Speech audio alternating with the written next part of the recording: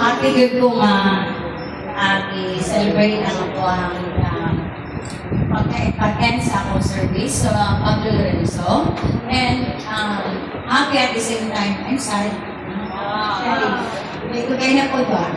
And by the way, sir, good afternoon, sir, and the rest of the faculty members.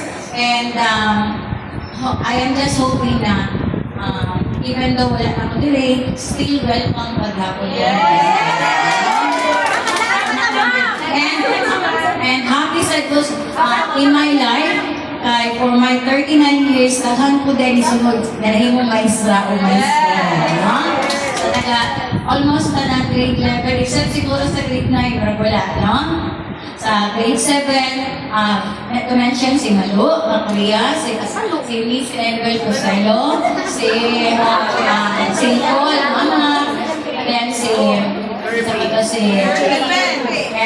Jennifer na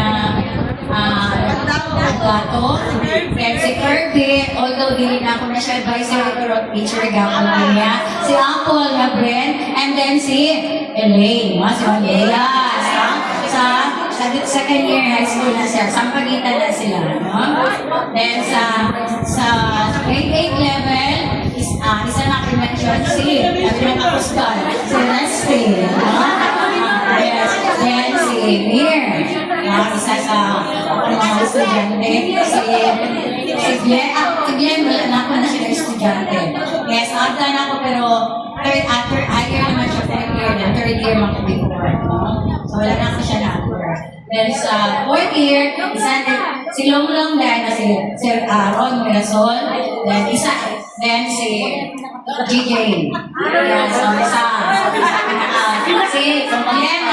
si Glenda, ang pinakakunan ako sa pag-start. Ito sa ilangan.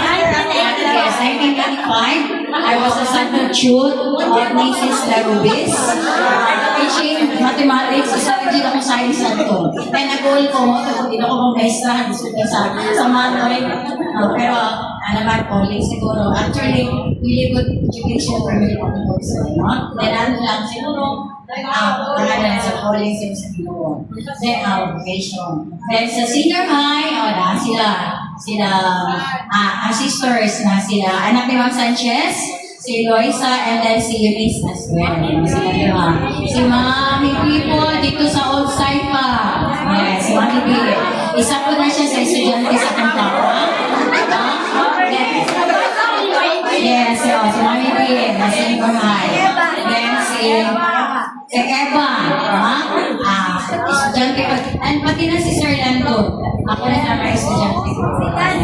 Si Dan Ochia, pati si Jilan. They were my students before. So, si Donna nag-suggest. So, I'm happy na they follow the footsteps of the teacher. Salamat tayo.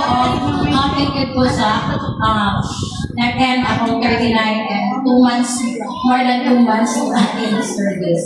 Salamat tayo sa welcome ninyo sa kuha. I hope and pray na tagaan-tag magtaas mga kinabuhi a healthy life.